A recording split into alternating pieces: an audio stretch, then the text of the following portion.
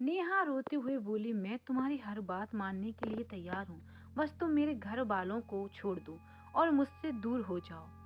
उस आवाज ने कहा, सोच लो नेहा। नेहा ने कहा, मुझे कुछ नहीं सोचना, तुम जो कहोगे मैं वो करूंगी।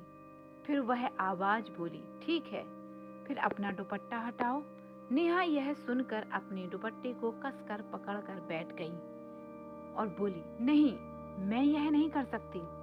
प्लीज, आवाज चीखती हुई बोली, अगर तुमने ऐसा नहीं किया तो मैं जाकर तुम्हारी मॉम को चोट पहुंचा दूंगा। नेहा हाथ जोड़ती हुई बोली, प्लीज ऐसा मत करना, मैं हटाती हूँ। और अपना दुपट्टा हटा दिया। आवाज ने बड़े प्यार से कहा, मैं तुम्हारे अंदर आ जाऊं? नेहा चौंकती हुई बोली, क्या क्या क्या मतलब? मैं समझी नहीं, मेरे अंदर कैसे आ सकते हो और मेरे अंदर आना क्यों है तुम्हें? उस आवाज ने सख्त होते हुए कहा, तुम्हें सवाल करने का हक नहीं है। जैसा मैंने कहा है बस वह करो, वरना तुम जानती हो अंजाम क्या होगा। नेहा ने कहा, मुझे पता है, तुम मेरे अंदर आ सकते हो। और यह कहने के बाद वह आवाज झटके से इसके साथ नेहा के शरीर में घुस गई। नेहा का शरीर पूरा अकड़ गया था। वह सोफे पर ही सो गई। कुछ टाइम बाद जब घर की बेल बजी तो नेहा की आंखें खुली और उसने दरवाजा खोला। तो नेहा की माँ बोली, कितनी देर लगा रही हो? मैं कब से बेल बजा रही हूँ। नेहा बोली, बजा रही हो तो कोई प्रधानमंत्री नहीं हो ना, कब से बकबक किए जा रही हो। दरवाजा खोल दिया है ना, अब चुपचाप अंदर आ जाओ। नेहा की माँ एकटक लगे नेहा की तरफ देखे जा रही थी और बोली, तेरी अकल ठिकाने तो है ना? तुझे पता भी है तू किससे बात कर रही है और क्या बोल रही है? अभी दो पड़ेंगे खींचकर तो अकल ठिकाने आ जाएगी। नेहा गुस्से में बोली, खबरदार, ऐसा सोचा भी ना तो अकल ठिकाना लगा दूंगी और जाकर अपना काम कर, समझी? मुझे यह फालतू की बकवास पसंद नहीं है।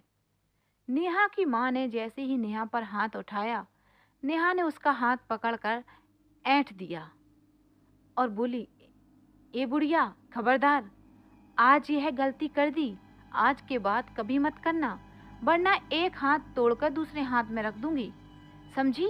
चल, अब मुझे भूख लगी है, जाकर फटाफट से चिकन बना। नेहा की माँ आवाज में बोली, पर बेटा, हमारे यहाँ तो कोई नॉनवेज नहीं खाता, तो फिर तू क्यों मंगा रही है? नेहा गुस्से में बोली, मैंने कहा ना, मुझे ज्यादा बकवास नहीं सुननी, बस। फिर भी चिकन बना कहीं से भी, वरना याद रखना फिर क्या होगा। नेहा अपने कमरे में चली गई। नेहा की माँ को जैसे कोई बहुत बड़ा सदमा लगा हो। वह खुद को समझाने में लगी थी कि आखिर हुआ क्या है, और रोते रोते उन्होंने नेहा के पापा को फोन किया और फोन पर सब कुछ बता दिया कि नेहा के पापा ने कहा, तुम चिंता मत करो, तुम उसे बस बोल दो कि तुम बना रही हो और मैं आता हूँ। अभी नेहा की माँ, आप प्लीज बाहर से चिकन लेते आइए, वरना जिस तरह से उसने कहा है पता नहीं क्या करेगी। नेहा के पापा ने उसे आश्वासन देते हुए कहा, तुम चिंता मत करो, मैं आता हूँ और कुछ मत कहना। नेहा की माँ ने फोन रख दिया। ओके, किचन में चली गई। कुछ देर बाद नेहा जब अपने कमरे से बाहर निकली, उसकी आंखें देखकर उसे शोक हो गईं और उसके हाथ से बर्तन नीचे गिर गए। फटाफट से दौड़ी आई और कहा, नेहा को देखते ही बोली, अपनी साड़ी से ढकते हुए बोली, अरे बेटा, तुमने ये क्या पहन रखा है?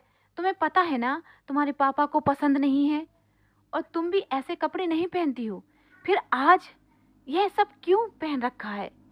नेहा अपनी माँ को धक्का देती हुई बोली, ये बुढ़िया, मैं सब पहने ही क्या है? और अपने कपड़ों को पकड़ती हुई बोली, यह लुंगी है ना, मेरे हस्बैंड की है, और यह ब्लाउज है, यह मैंने पहना है, बस इसमें क्या खराबी है? जिस्म तो ढका है ना, तू कहे तो इन्हें भी हटा दूं? नेहा की माँ रोती हुई उसके आगे हाथ रखते हुए बोली, हाथ जोड़कर बोली, नहीं बेटा प्लीज ऐसा मत करना। तुम तो अपने कमरे में आराम करो, मैं तुम्हारे लिए चिकन लाती हूँ। नेहा झूलती हुई अपने कमरे में चली गई। नेहा अपने कमरे में जाकर अंदर से लॉक करके और बहुत तेज साउंड में शराबियों वाले गाना चलाकर नाचने लगी।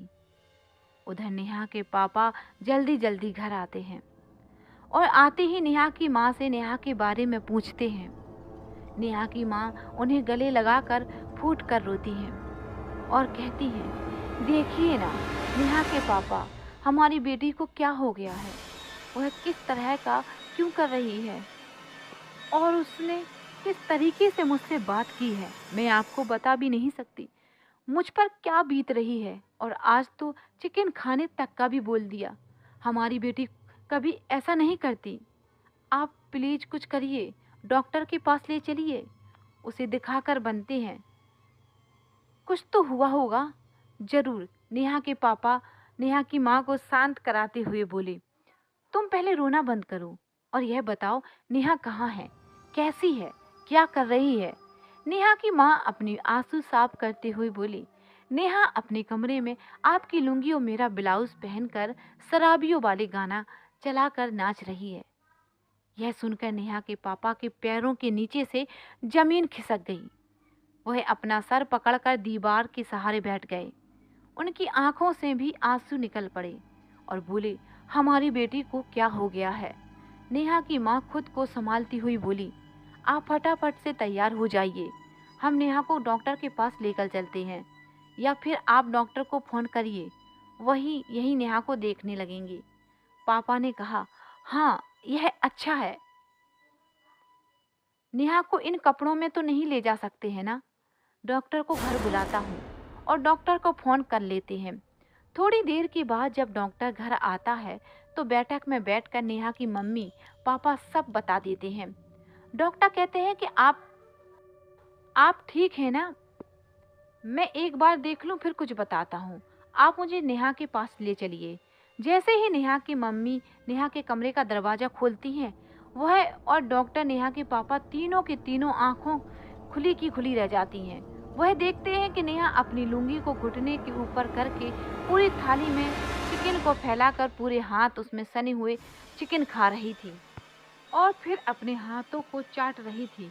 यह सब देखकर नेहा की माँ जल्दी से जाती है और नेहा के कपड़ों को ठीक करती है।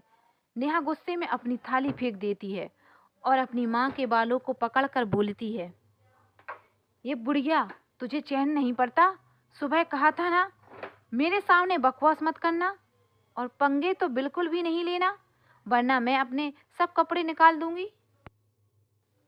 नेहा की माँ हाथ जोड़ती है, प्लीज ऐसा कुछ मत करना। तभी डॉक्टर अंदर आकर हाँ नेहा से कहता है, हेलो बेटा कैसी हो। नेहा अपनी उंगलियों को चाटते हुए टेढ़ी निगाहों से डॉक्टर की तरफ देखती है और बोलती है, कौन है रे तू, मुझे बेटा क्यों बोल रहा है।